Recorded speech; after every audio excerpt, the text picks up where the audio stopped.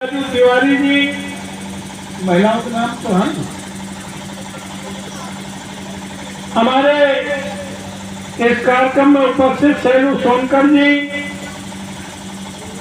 मनोज यादव जी और इस ब्लॉक के सम्मानित अध्यक्ष भाई राजकुमार कुशवाहा जी कहाँ है?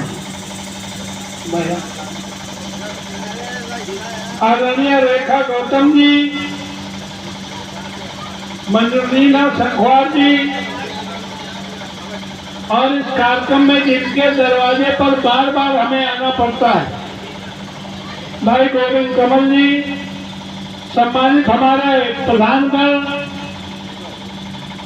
सम्मानित पिता के बुजुर्गों, नौजवान दोस्तों, राजू तिवारी जी, राजू हथेई कहाँ गए शर्मा, सभी सम्मानित हमारे समाजवादी पार्टी के कार्यकर्ता साजय संखवार जी, सम्मानित साथियों, मैं सबसे पहले मंच की ओर से सामने बहुत देर से बैठे सभी जांबाज साथियों का मैं समाजवादी पार्टी की तरफ से हार्दिक स्वागत करता हूं, वंदन करता हूं, अभिनंदन करता हूं। मैं उन तमाम जांबाज साथियों का आज स्वागत करता हूं जिन्होंने 2024 के चुनाव में बड़े पैमाने पर दिन रात मेहनत करके इस विधानसभा से बड़े पैमाने पर जीत दिलाने का काम किया है। उन सभी जांबाज साथियों का मैं हार्दिक स्वागत करता हूं, वंदन करता हूं, अभिनंदन करता हूं। पीडीए के बारे में तमाम लोगों को भ्रांतियां हैं। लोहिया ने कहा था, क्या कहा था, 100 में 60 हमारा है, बाकी में। उस बात को आगे बढ़ाते हुए माननीय कांशीराम साहब ने 15 और 85 का बहुजन का नारा दिया। उस बात को आगे बढ़ाने के लिए समय की नजाकत को देखते हुए, संविधान को खतरे को देखते हुए इंडिया गठबंधन करके हमारी पार्टी के राष्ट्रीय अध्यक्ष माननीय अखिलेश यादव जी ने पीडीए का नारा दिया। पीडीए के बारे में तमाम लोग भ्रामक प्रचार करते हैं। पी से पिछड़ा, डी से दलित, आ से ए से आधी आबादी, तो किसी भी जात की महिला हो, आ से अल्पसंख्यक और अगड़ी समाज के वो लोग जिन्हें संविधान में आस्था है, जिनको लोकतंत्र में विश्वास है, जो बाबा साहब अम्बेडकर के अपमान को बर्दाश्त नहीं कर सकते हैं, वो सारे लोग पीडीए के अंतर्गत आते हैं। मैं इतना ही कहना चाहता हूं, कल ही 26 जनवरी मनाई गई है। 26 जनवरी से बड़ा कोई त्योहार नहीं होगा। यहाँ 75-76 साल के, अगर पुराने 100 साल के बुजुर्ग बैठे हैं, 75-76 साल पहले कोई गांव का प्रधान बनता था क्या? कोई महिला पंचायत सदस्य बन सकती थी क्या? 26 नवंबर 1949 को बाबा साहब अम्बेडकर ने भारत के प्रथम राष्ट्रपति डॉक्टर राजेंद्र प्रसाद को संविधान सौंपते समय एक तरफ खुशी जाहिर की थी, दूसरी तरफ शंका भी जाहिर की। बाबा साहब का रसोइया कहता था कि पूरी जिंदगी हमने बाबा साहब को इतना प्रसन्न नहीं देखा जिस दिन बाबा साहब अम्बेडकर ने भारत में पैदा होने वाले किसी भी जात धर्म के आदमी को एक वोट का समान अधिकार देकर प्रधान से लेकर प्रधानमंत्री बनाने और बनने का अधिकार दिया। इतना बड़ा धरती पर कोई दूसरा अधिकार देने वाला आदमी नहीं। तो बाबा साहब ने कहा आज के बाद हमने उन तमाम राजा महाराजाओं को जिनके कोख से बच्चा राजा पैदा होता था वो काम खत्म करके भारत में पैदा होने वाले प्रत्येक व्यक्ति को राजा बनाने का पूरा अधिकार देने का काम किया। बाबा साहब ने शंका क्या जाहिर की थी? बाबा साहब ने कहा था किसी देश का संविधान कितना अच्छा क्यों न हो, किसी देश का कानून कितना अच्छा क्यों न हो, अगर लागू करने वाले की नीयत नहीं ठीक होगी तो संविधान बेकार साबित हो। हम लोग अभी तक बहुजन समाज के लोग बाबा साहब के वोट के अधिकार को तो जानते हैं कि उससे प्रधान से लेकर प्रधानमंत्री बना सकते हैं, बन सकते हैं, लेकिन जो इससे बड़ा अधिकार दिया था उसको हमारे लोग नहीं जानते, वो सब सरकार को समझते हैं। बाबा साहब ने कहा आज के बाद भारत के लोकतंत्र में 26 नवंबर 1950 के बाद बाबा साहब ने कहा था कि आज के बाद भारत में पैदा होने वाले किसी भी जात धर्म के आदमी को हमने भारत की धन और धरती का बराबर का हिस्सेदार बना लिया। बाबा साहब ने तो पूरी धरती और धन का बराबर का हिस्सेदार बना दिया, लेकिन लोग समझे नहीं। अपना खेत अपना मकान छोड़ के बाकी अपने दरवाजे की सड़क को सरकारी समझते हैं। दरवाजे के बगल में जो ये बिजली का तार गया, खंबा गया, इसको सरकारी समझते हैं। सड़क जो सामने गई है उसको सरकारी समझते हैं। बाबा साहब अम्बेडकर ने कहा कि आज के बाद भारत में पैदा होने वाले प्रत्येक व्यक्ति को हमने धन और धरती का बराबर का हिस्सेदार बना दिया। लेकिन दुर्भाग्य बाबा साहब ने जो और कहा था, हमने जो है संविधान के जरिए राजनीतिक आजादी दे दी, सामाजिक आजादी दे दी, धार्मिक आजादी दे दी, लेकिन ये तीनों आजादी तब तक अधूरी है जब तक आर्थिक आजादी ना मिले। आर्थिक आजादी का मतलब समझते हो कि धन और धरती का समान बंटवारा हो। क्या हो? बाबा साहब अम्बेडकर ने कहा था कि राजनीतिक आजादी के माध्यम से आपको आर्थिक आजादी के लिए एक और आजादी की जंग लड़नी है, लेकिन आर्थिक आजादी की जंग के लिए हम तो इसलिए जानते हैं कि देश में एक और मसीहा पैदा हुआ जिसको मानवर कांशीराम साहब कहते थे। उन्होंने एक नारा दिया, सामाजिक परिवर्तन आर्थिक मुक्ति आंदोलन। आर्थिक मुक्ति का मतलब है आर्थिक गैर बराबरी खत्म हो। उस आजादी को लेकर उन्होंने तो चलाया, लेकिन बीच में जो लोग जिनके हाथ में बात को आई वो आर्थिक आजादी तो छोड़ो, राजनीतिक आजादी में भी सरेंडर करने का काम कर दिया।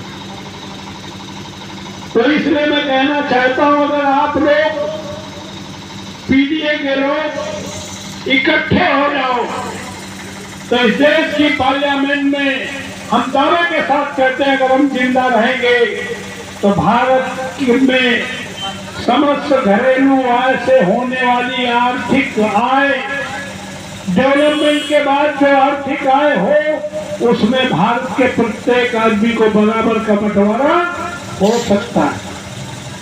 लेकिन उसके लिए हमें इकट्ठा होना पड़ेगा। इकट्ठे होने के लिए बाबा साहब अम्बेडकर ने एक सूत्र दिया। पहला सूत्र था, पहला मंत्र है कि शिक्षित बनो। क्या बनो? और हम शिक्षित बनने के बजाय इस समय बड़े पैमाने पर अपर बनाने की, मानसिक गुलाम बनाने के लिए गांव-गांव ठेके खुलवा दिए गए। तो भाई गांव-गांव में शराब कोकीन का वितरण हो रहा है कि ये जो पढ़ना शुरू किया था दलित पिछड़ों में, इनको इधर मोड़ने का काम करूं। तो मैं कांवड़ पकड़ा के, फूल बरसा के, गणेश पूजा में मूर्ति विसर्जन करा के दुर्गा पूजा में फंसा दिया गया। पियो नाचो। तो भाई नहीं नाचते हैं? तो इसलिए इनमें फंसाया गया है।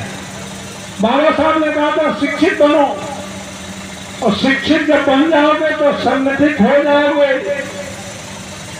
और अगर संगठित हो गए तो तुम्हें तलवार तमंचा चलाने की जरूरत नहीं पड़ेगी। हमने वोट का जो राइट दिया है उससे तुम प्रधान से लेके प्रधानमंत्री बना लो। लेकिन बाबा साहब जानते थे कि समाज में अगर भाईचारा ना बना, क्यों भाईचारा नहीं बनेगा? ये समाज 6743 जातियों में बटा समाज है। इसमें जाति, उपजाति, जाति, हर जाति में ऐसी खाई खड़ी कर दी गई। तो जब जाति इकट्ठे न हो पाएगी तो समझ जातियां कैसे इकट्ठा होंगी? मेरा अपना मानना है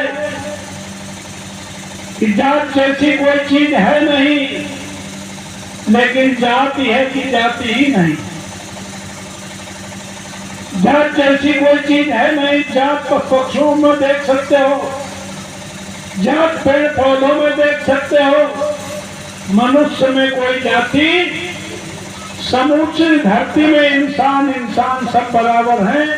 अगर ऑस्ट्रेलिया और भारत का क्रिकेट हो रहा हो और ऑस्ट्रेलिया का खिलाड़ी घायल हो जाए और खून की जरूरत हो जाए, तो भारत में किसी भी जात धर्म के उस ग्रुप का खून ऑस्ट्रेलिया के खिलाड़ी को जिंदा कर सकता है। और तुम ऐसे जात के बारे में समझ लो, जब तुम्हारा पिता, भाई, माता, बहन जो कभी बीमार होता है और जब डॉक्टर तुम्हें 4 बोतल खून लाने के लिए कहता है, तो चाहे ब्राह्मण हो, चाहे क्षत्रिय हो, चाहे पिछड़ा हो, चाहे दलित हो, कोई पूछता है कि भैया जो हम खून दे रहे हो ये कौनी बिरादरी का है, कौने धर्म का है? क्या भाई कोई पूछता है? अरे बाप का खून नहीं मिलता तो उसका नहीं चलता। किसी भी जात धर्म के आदमी को उसका खून मिल करके तुम्हारे भाई बहन माँ बाप की जान बचती है कि नहीं बचती है? बचती है। तो आप समझ लो, अगर खून चढ़ सकता है, जान बच सकती है, तो हम सब एक है कि नहीं? ये काम है। क्या है? पहले पढ़ने लिखने का हक नहीं था। जब पढ़ने का हक नहीं था तो आगे बढ़ने का कोई हक नहीं था। तो जो काम करता था आदमी, जो काम करता था, नाई बाल बनाने का काम करता था तो उस नाम से जाने लगे। हम भेड़ बकरी चराते थे तो गड़ेलिया कहे जाने लगे। जो काम करता था वही काम उसकी कौम बन गया। क्या समझे? काम कौम बन गया। लेकिन जब हमें पढ़ने का बाबा साहब अम्बेडकर ने मौका दिया, हमें एमपी बनने का मौका दिया, तो हमारा नाम बदल गया, क्योंकि हमारा काम क्या भाई? अब सांसद जी कहते हो भी नहीं। तो ये काम थे जो लंबे समय तक जो व्यक्ति काम करता रहा उसी कौम से जाने लगा। तो बाबा साहब तो जानते थे जात जैसी कोई चीज है नहीं।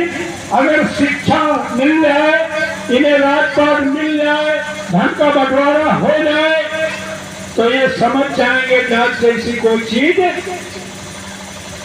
तुम्हें कितना बड़ा बाबा साहब ने काम कर दिया।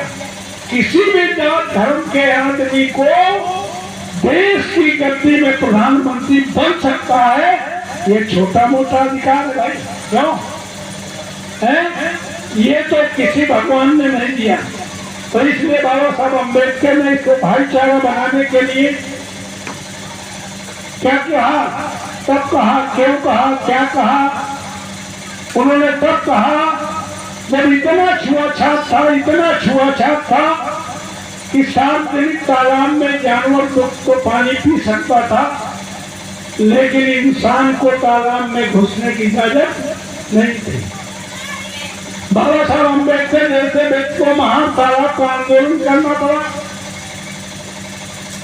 तो बाबा साहब को जब उच्च शिक्षा प्राप्त करके जब उन्हें संविधान बनाने का मौका भी इतना बड़ा तुम्हें अधिकार दिया, तो उन्होंने कहा इनकी संख्या तो बहुत है, जिनके साथ हजारों सालों से भेदभाव बरता गया है, जिन्हें बांटा गया है, जाति जात में बांटा गया है, अगर इनमें भाईचारा न मिला, गद्द न हुए, तो फिर इनकी बिगड़ी बनने वाली।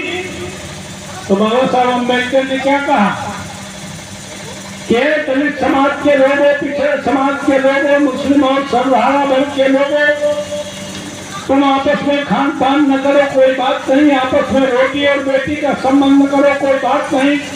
जैसे आज गोविंद के दरवाजे में पीडीए का बैनर लगा करके आज एक कार्यक्रम किया है, ऐसे बैठना शुरू करो। क्या करना शुरू करो? क्या भाई? तो हमारे आने से बहुत सारे नेताओं ने बताया होगा बाबा साहब ने क्या किया। हम उससे कुछ थोड़ा और आगे बता रहे हैं क्या किया। तो बाबा साहब ने कहा बैठना शुरू करो। देश का पहला विद्वान, विश्व का 5वां विद्वान, भारत का संविधान निर्माता बैठने जैसी छोटी मोटी बात नहीं कर रहे थे। उन्हें पता था बैठते ही क्या शुरू हो जाएगा। जो ही दूजन बैठा तो कहा गुफ्तगू हो रही है। क्या भाई? बाबा साहब जानते थे बैठेंगे तो चुप थोड़ी बैठेंगे, बात करेंगे, बात लंबी चलेगी तो चाय पानी होगा कि नहीं होगा, और बात ज्यादा देर चलेगी तो नाश्ता पानी खाना भी होगा। अगर बैठ के रोज चले, बार बार बैठे, तो आगे वाला रोटी और बेटी के संबंध भी हो जाएंगे। कैसे हो जाएंगे? कास्ट खत्म हो जाएगी, क्लास शुरू हो जाएगा। ये जाति किसमें है? जाति मिडिल में है, जाति लोअर में है, अपर में कोई जाति नहीं। आज जब हम पढ़ लिख करके बाबा साहब अम्बेडकर की कृपा से हम IAS IPS बन गए, मिनिस्टर, चीफ मिनिस्टर और MLA बन गए, तो भैया इंजीनियर में शादी हो रही है, डॉक्टर में शादी हो रही है, मास्टर में हो रही है, IAS में हो रही है, IPS IPS में हो रही है कि नहीं हो रही? क्या भाई? कि जाति में हो रही है। इनमें कोई भी बैठा आदमी किसी बिरादरी का अगर लड़का IAS हो जाए, तो अगर बिरादरी बिटिया ढूंढे न मिले, क्या लड़कों से कहीं तुम्हें जो पसंद हो वो कर लो, हमें स्वीकार है। क्या भाई?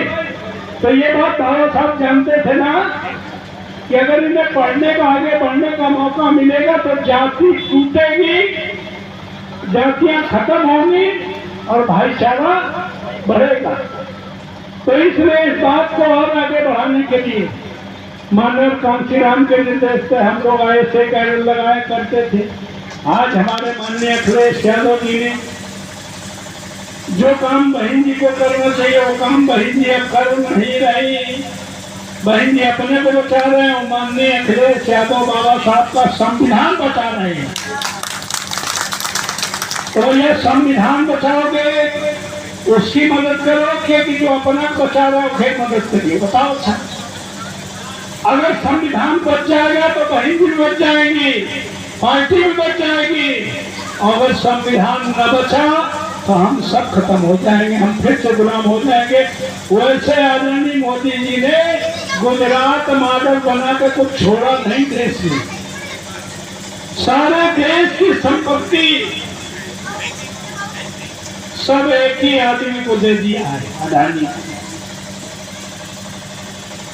क्योंकि उनके आरएसएस के गुरु गोलवलकर, सदाशिव गोलवलकर, आजादी से पहले उन्होंने अपनी किताब में लिखा है, क्या लिखा है? गूगल सर्च करने वाले सर्च करें सदाशिव गोलवलकर।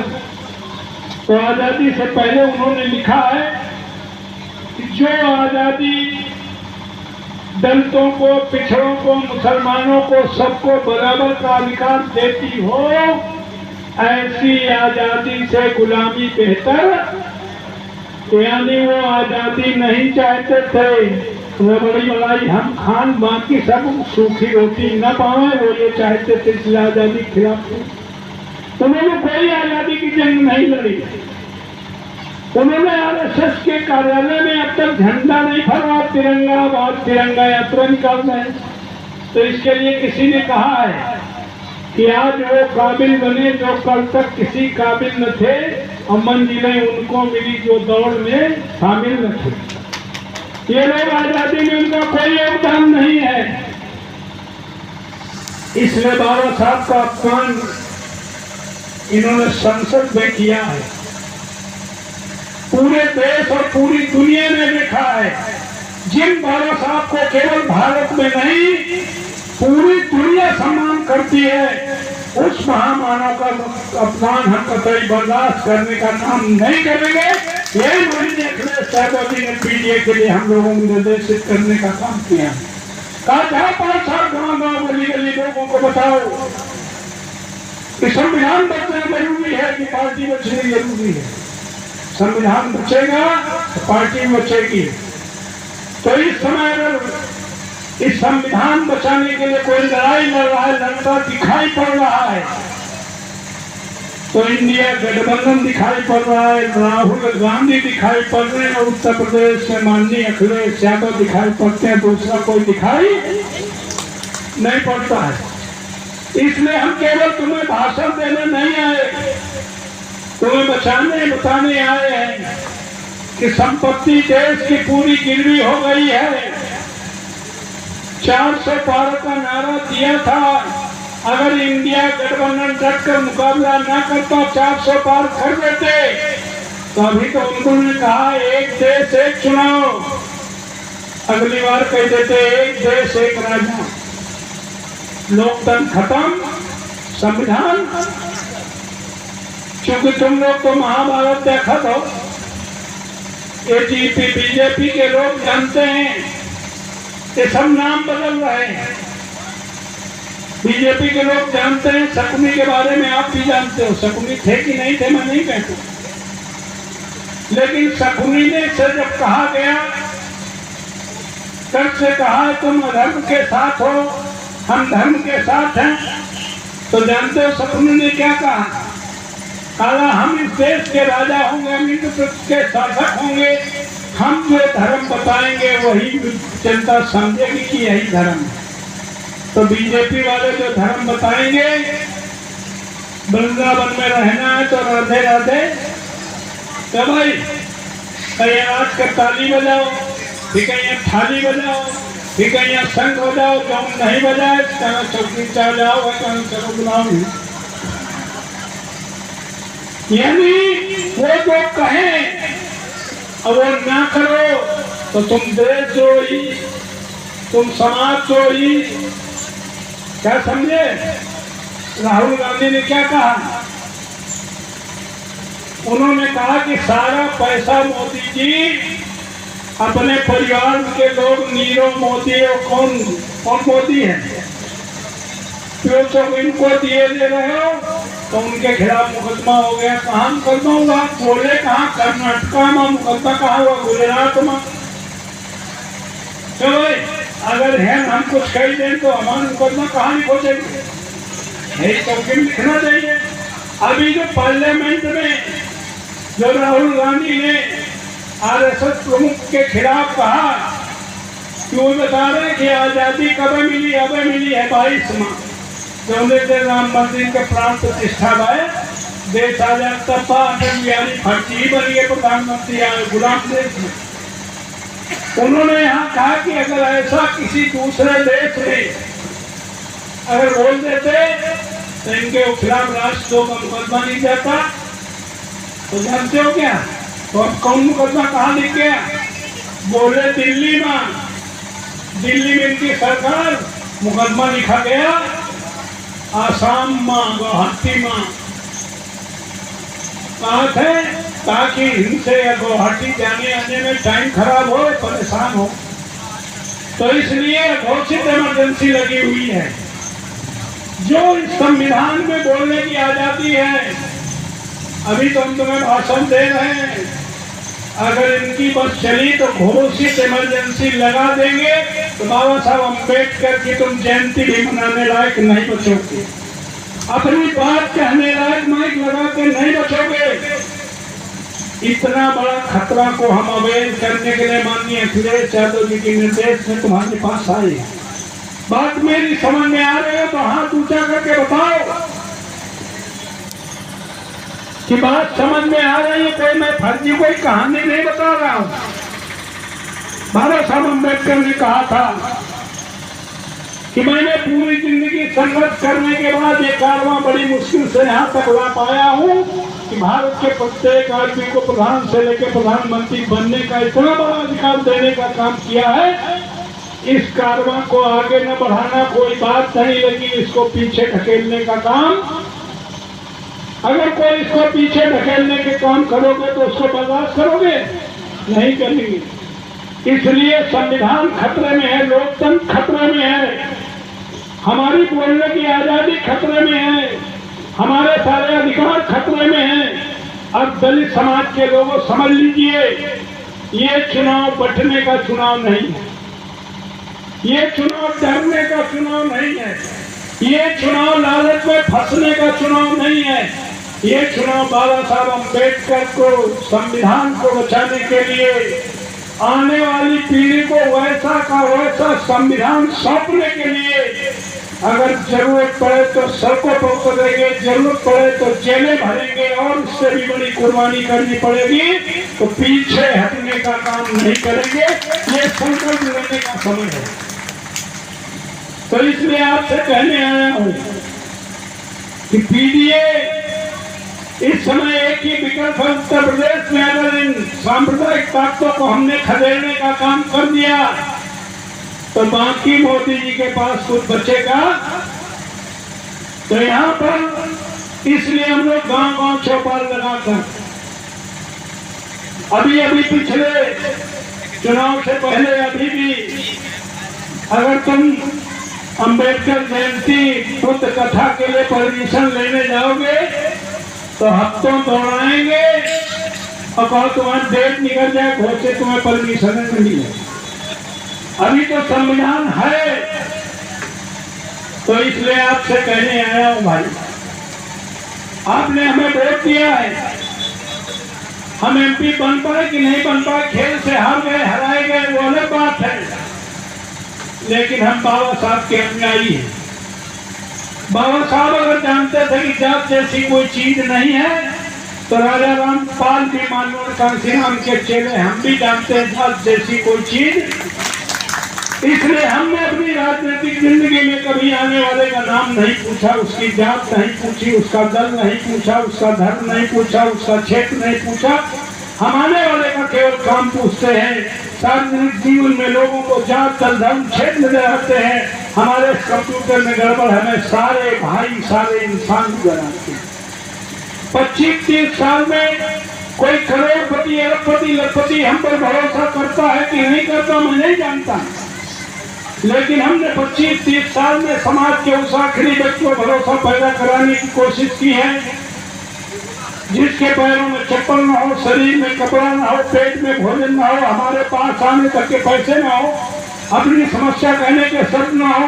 वो 150 किलोमीटर की रेडियस में 1 करोड़ की आबादी वाले कानपुर नगर देहात में समाज की आखिरी पंक्ति में खड़ा आदमी भरोसा करता है कभी राजा रामपाल को टेलीफोन करेंगे मदद हो जाएगी, अभी चले जाएंगे मदद हो जाएगी। ये भरोसा समाज के उस अंतिम व्यक्ति को हमारे शरीर की अंतिम सांस तक कायम रहेगा। ये बात को आप सोच करना चाहती हूँ। इसलिए मैं समाजवादी पार्टी के कार्यकर्ता नेताओं से कहना चाहता हूँ, समाजवाद ये नहीं है दोनों हाथ फैला लो। अगर दोनों हाथ फैला ले तो उस चबूतरे में बैठे लोग भी आ जाएंगे, इधर किनारे वाले भी आ जाएंगे। अब समाजवादी पार्टी और समाजवादी पार्टी नहीं है। और अब समाजवादी पार्टी में लोहिया का समाजवाद है, गांधी का गांधीवाद है और बाबा साहब अम्बेडकर का अम्बेडकरवाद है। यही पीडीए है। इसलिए दिल बड़ा करो, नेता का इशारा समझो। नेता ने दिल बड़ा कर लिया है, इसलिए दलितों को, पिछड़ों को, अक़लियत के लोगों को, जो लोग तुम्हारे साथ हैं, उनके साथ अगर अन्याय हो तो समाजवादी पार्टी के प्रत्येक कार्यकर्ता की जिम्मेदारी है उसके अगल बगल खड़े होकर भरोसा दिलाने का काम करे कि हम तुम्हारा स्वाभिमान सम्मान गिरने नहीं देंगे, तुम्हारे साथ अन्याय होने नहीं देंगे। तो निश्चित तौर पर 2027 में पीडीए की गवर्नमेंट बनेगी, पीडीए वालों की गवर्नमेंट बनेगी। और अगर 27 में हमने खदेड़ दिया तो हम 29 तक जिंदा रहे तो हम तुम्हें कहना चाहते हैं कि हमने तो पार्लियामेंट में 110 सांसदों से याचिका दायर करके तुम्हारी आर्थिक आजादी के लिए एजेंडा हमारा पड़ा है। अगर इस बार भी जीत के गए होते तो पार्लियामेंट में चाहे वोटर पेंशन के रूप में हो, चाहे आर्थिक आजादी के रूप में हो, वोटर इंसेंटिव के रूप में हो, न्यूनतम गुजारा भत्ता के रूप में हो, वो जो हमारी याचिका दाखिल की थी उसको हम करा देंगे। जब वो हो जाएगा तो जानते हो बुद्ध का भारत बन जाएगा। इंसान को इंसान के सामने हाथ फैलाने की जरूरत, पति को पत्नी के सामने, पत्नी को पति के सामने, भाई को भाई के सामने, बाप को बेटे के सामने हाथ फैलाने की जरूरत न पड़े। इतना बड़ा संविधान में अधिकार है। चक जाओ, उठो, एक हो जाओ और आने वाले समय में एकजुट होकर सांप्रदायिकता को खदेड़ने का संकल्प लेके यहाँ से जाओगे। आप सब आए, आप सभी को बहुत बहुत आभार। जय भीम, जय भारत।